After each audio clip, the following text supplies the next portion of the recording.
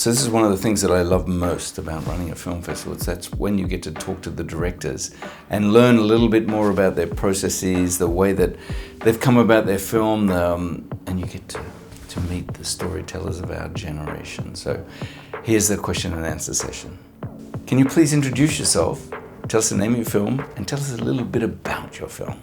Film is about something quite universal, I would say, like this moment where you like someone or you love someone and you want to tell them, but you don't know how, so you feel stupid and you don't know exactly what words to say and you feel awkward. And I just wanted to share that with other people because I think we can all identify with that. I'm Esin Öztürk from Turkey. I'm a documentary filmmaker. My documentary Harvest of Light is about seasonal workers who work in the Turkish capital Ankara, which is like 2-hour drive from the city center. But we didn't really know what would come to life. We didn't have it wasn't even clear that we would be working on something fictional in the beginning, and we did not know that we would be filming in different countries. At some point we thought we'll just all come together filming this. Hello, my name is Saki Allabdullah. I'm from Saudi Arabia. My film is Saleh. A short summary about the film is really is a love story between a son and his father that turns unexpectedly due to circumstances that you could see or you could also disagree with. Mm-hmm.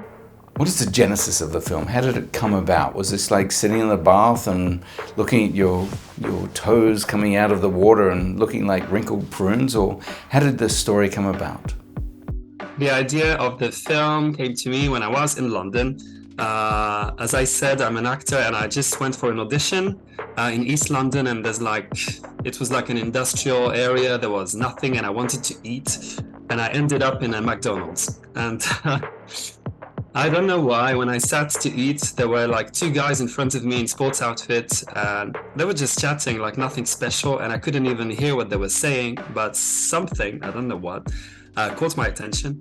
And at one point, one of the guys left and went, I think, to the toilet. And I don't know why I was like just watching the guy who was staying by himself, and he was getting impatient because the other guy was taking so much time. And even I was getting impatient. I was like, what is he doing? So I started like my imagination was sparkled that I started to write like in front of them. And yeah, that's how it came to life.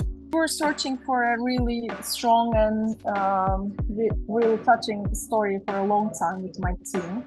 And there has been many works about seasonal workers in Turkey and around the world, I guess, because I watch many of them. But most of them, they just deal with the difficulties, just the difficulties or the conditions of the worker.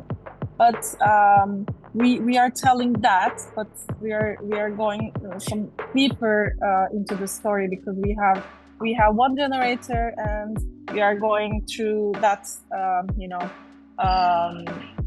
that 2 hours we like to tell more about, but we have to tell more about the working conditions, etc. But it's really the story itself is very interesting. It was really interesting for us, and we did maybe 2 or 3 trips to the camping area before the shooting, and we met most of the characters, not all of them, but before I did the shooting, I knew which characters will be in it, and we were searching for it for a long time, I guess.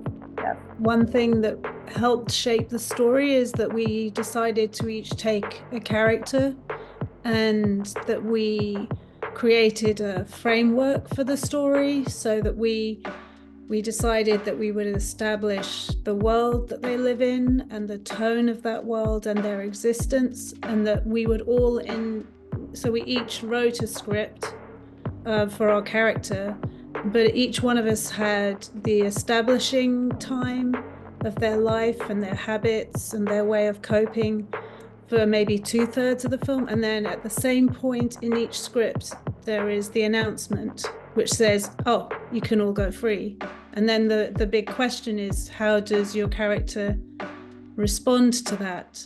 Is it good news? Is it bad news? And because we had that point, we were then able to intercut the stories to the same point where they coincide with that announcement, and then the end unfolds as to how they respond.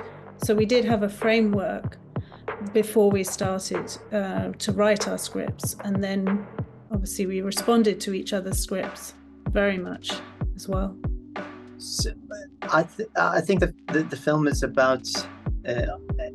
about family dynamics, family relationships. I certainly took inspiration from my own relationship, but I also the story is based on true story, actually, and we try to be honest to the actual events, to the actual story and what happened, and its vagueness. For those of us who delve and dive into the technical bits of a film, how long did it take to shoot and edit your film? Since we did many trips to the area, as I said, we knew what we were shooting, so what we were going to shoot. So it was like 7 days for shooting. We did the shooting in 7 days, and we edited the film, I guess, for like 2 weeks. Yeah, 2 weeks. But the post-production, like coloring and all the, sound design, etc., I think it takes another 2 weeks. We shot it in 2 days, but we rehearsed beforehand, which helps like a lot, like to be efficient with the takes and stuff. We went through the script with the actors beforehand. We rehearsed, etc. So, and then the edit, I could include the color grading, sound mixing, and stuff in it. I think it took around 8 months, I would say. It could be quicker normally, but also because of budget, sometimes we have to take more time. We had certain links, like we knew there was a train going to be passing by the house, by the building, Edifice. And we had certain reactions to that. We had a day span in the different apartments, and they would all react to the specific moment, of course, where the lockdown was over. But there were several options on how this story could be told. Still, even though we did have a plan and we had a sheet, I think we called it Stitching Together, where there was the different screenplays all coming together in the pre-production to already see where we can create more links and if that would make sense. It was certainly fun because I worked without a script, so I was really free I was free on the streets to do whatever I wanted. So I was kind of like a free writer to write what I wanted using the camera. And it took me a week to shoot the film. This film was my MFA thesis film, so I had to travel from the US back to Saudi Arabia to shoot the film for a week. I shot the film, got the hard drives, and went back and edited that for another 6 months between classes and editing. Making a film is a laborious, tedious, wondrous experience. Can you tell us a little anecdote, happy, sad, funny story about making your film? Interesting fact was I shot the film in a village I grew in, so it's a small village, so everybody knows everybody,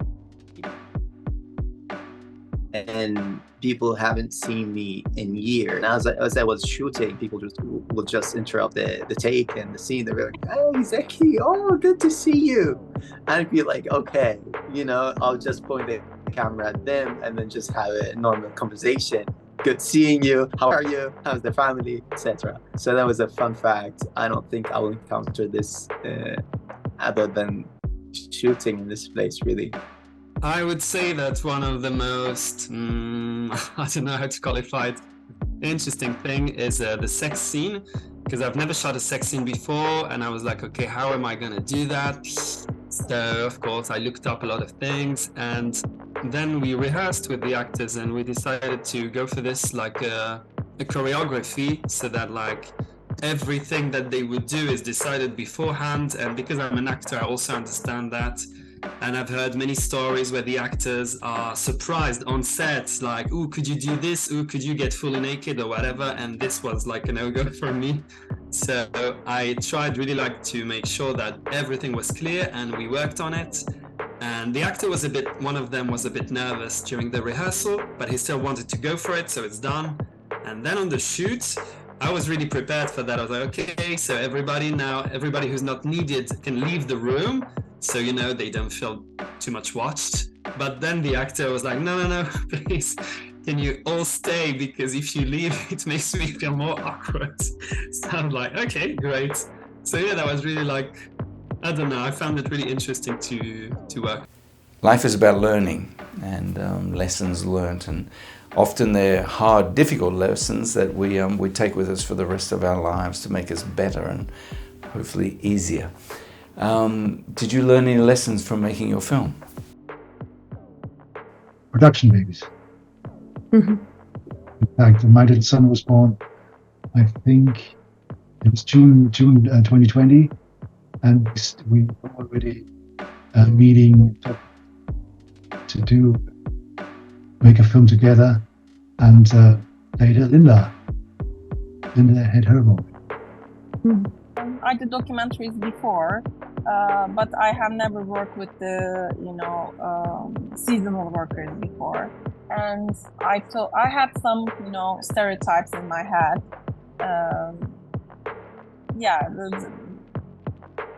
They're not okay. They're really, they know what's happening around themselves, and they know that their conditions are really tough, and the conditions can be better. They know it, and their wisdom. Again, their wisdom. From now on, I will be.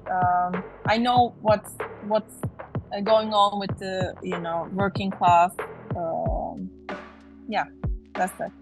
I think the biggest lesson I'm taking forward with me is trusting my instinct and trusting my ability to tell particular stories that I can feel and I can touch. And if it's something I don't feel, I should never try to make that film, that story. And moving forward, I think I'll just move on using the same style, no script, just go about finding the story that I want. And at least I think it worked in Saleh. I hope I can continue developing that voice in the future. You're competing with dozens of other independent filmmakers. You're great independent filmmakers from all around the world. How does that make you feel to compete here at ÉCU 2024?